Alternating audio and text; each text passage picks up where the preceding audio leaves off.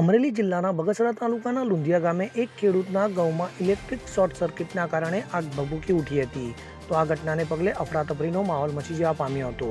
મળી આવતી જાણકારી અનુસાર લુંધિયા ગામના ખેડૂત પરેશ આજુગિયાના 10 વીઘા પાક તૈયાર થયેલ ઘઉંમાં ઇલેક્ટ્રિક શોર્ટ સર્કિટના કારણે આગ ભભૂકી ઉઠી હતી. તો ઘટનાની જાણ થતાં આસપાસથી અન્ય ખેડૂતો દોડી આવ્યા હતા, જે બાદ ખેડૂતો દ્વારા પાણીનો મારો ચલાવી આગ પર કાબૂ મેળવવાનો પ્રયાસ હાથ ધરાયો હતો. જોકે આ આગની ઘટનામાં ખેડૂતના તમામ ઘઉં બળીને ખાક થઈ જવા પામ્યા હતા. ત્યારે 10 વીઘાના ઘઉં બળી જતા ખેડૂત ભારે મુશ્કેલીમાં મુકાયો છે. તો ભારે મહેનતથી પકાવેલ ઘઉં બળીને રાખ થઈ જતા ખેડૂતના મોઢામાં આવેલો કોળિયો છીનવાઈ જવા પામ્યો છે.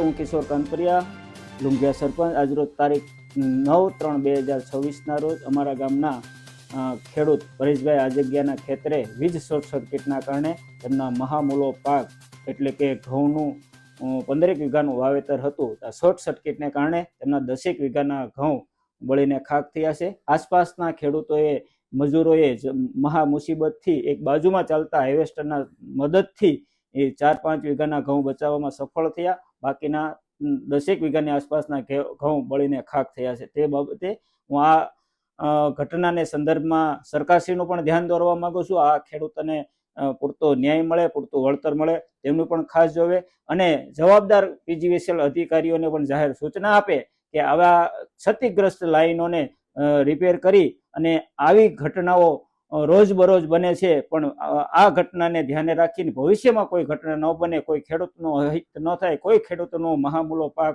બળીને ખાક ન થાય, તે સંદર્ભમાં કામગીરી કરી અને આ ખેડૂતને પૂરતો ન્યાયને વળતર મળે એવી હું માંગણી કરું છું. આભાર.